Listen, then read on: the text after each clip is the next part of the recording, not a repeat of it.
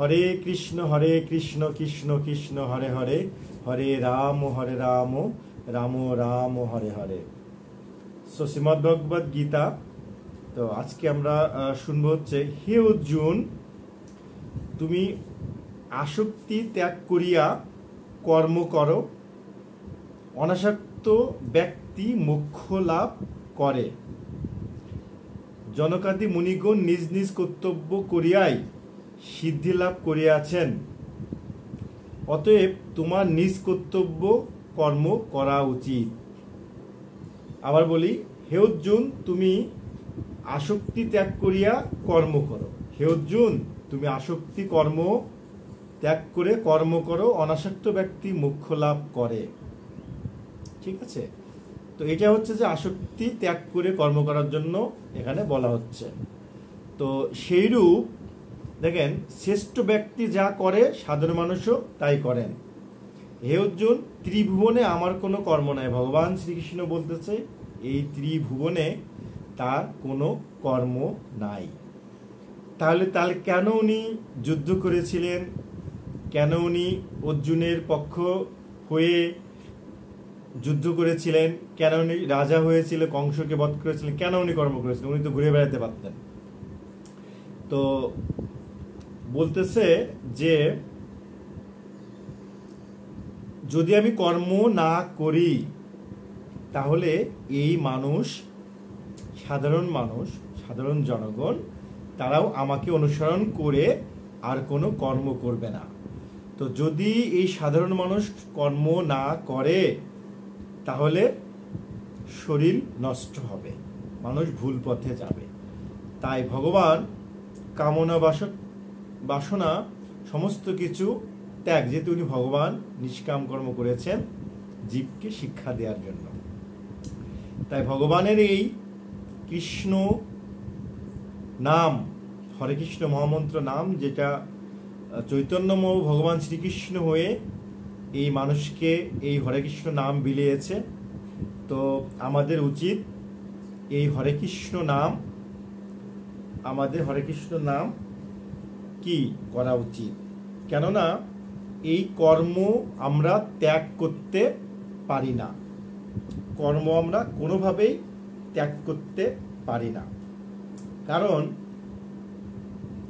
প্রকৃতির নিয়মে আমরা কর্ম করি। ভগবান শ্রীকৃষ্ণ বলতেছেন প্রকৃতির নিয়মে আমরা কর্ম করি। আমরা অজ্ঞান ব্যক্তি যারা, আমরা মনে করি আমরা সমস্ত কর্মই আমরা করি। তো এই যে কৃষ্ণ নাম, কৃষ্ণ কথা, কৃষ্ণ শ্রবণ, কৃষ্ণ কীর্তন প্রকৃতির গুণে করি। কিরূপে? বহুবার জন্মের ফলে যে ভক্তি অর্জন করেছি, কৃষ্ণের কৃপা লাভ করেছি, এই কৃপা লাভে আমরা মানুষ জন্ম পেয়েছি কর্মফল ভোগ করার জন্য। এই মানুষ জন্মে আমরা ভগবান শ্রীকৃষ্ণকে লাভ করে গোলকধামে যেতে পারি এই হরে কৃষ্ণ মহামন্ত্রের জন্য। এটাই হচ্ছে সর্বশ্রেষ্ঠ, সর্বোৎকৃষ্ট এবং সবকিছু। এই পৃথিবী আমার কি না, এই পৃথিবীর মানুষ সমস্ত কিছুই কৃষ্ণের। অর্থাৎ পরমাত্মা রূপে কৃষ্ণ চিন্তা করে আমরা গোলকধামে যাতে যেতে পারি, সর্বদাই আমাদের সেই চিন্তা করা উচিত।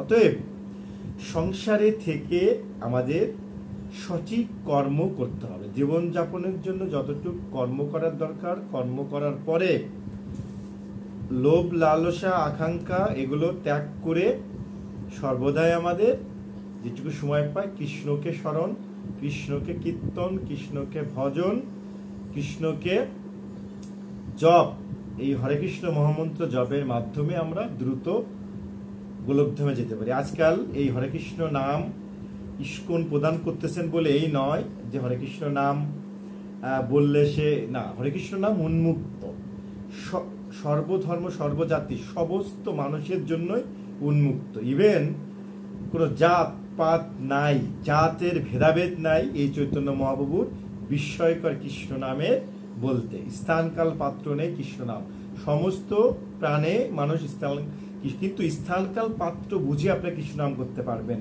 কারণ কিছু কিছু জায়গায় যেখানে কৃষ্ণ নাম দরকার না, যে কৃষ্ণ ভক্ত না তার কাছে কৃষ্ণ নাম ভক্তিতে আনার জন্য বলবেন। কৃষ্ণ নাম সরাসরি তাকে বললে সে আপনাকে আজে বাজে কথা বলতে পারে, তাই ভক্তি প্রথম স্তরে তাকে নিয়ে আসতে হবে। রাধে রাধে। তো হরে কৃষ্ণ মহামন্ত্র যে কর্ম, তো এই কর্ম আমাদের করে যেতে হবে। তো কর্মের মাধ্যমেই মুক্তি, জ্ঞানের মাধ্যমেই মুক্তি, ভক্তির মাধ্যমেই মুক্তি। তো কলিযুগের পক্ষে সবচেয়ে সর্বশ্রেষ্ঠ ভক্তি মার্গের হরে কৃষ্ণ কৃষ্ণ কৃষ্ণ হরে হরে, হরে রাম রাম রাম হরে হরে। তাই সবাইকেই আমি অনুরোধ করব, এই হরে কৃষ্ণ নাম শ্রবণ করুন, কীর্তন করুন এবং সর্বদাই হরে কৃষ্ণ নামের মধ্যে থাকুন। ভগবান শ্রীকৃষ্ণর কৃপা লাভ হলে, চৈতন্য মহাপ্রভুর কৃপা লাভ হলে, পঞ্চতত্ত্বের কৃপা লাভ হলে শীঘ্রই আপনি গোবিন্দকে লাভ করতে পারবেন। আর এই ভগবান শ্রীকৃষ্ণকে লাভ করলে, জানলে আপনি কি করবেন? ভগবানকে লাভ করে গোলকধামে গিয়ে অনন্তকালের জন্য আপনি যেতে পারবেন। তার সেবা করেই কেবল তাকে পাওয়া খুব সহজ। তাই হরে কৃষ্ণ কৃষ্ণ কৃষ্ণ হরে হরে, হরে রাম রাম রাম হরে হরে।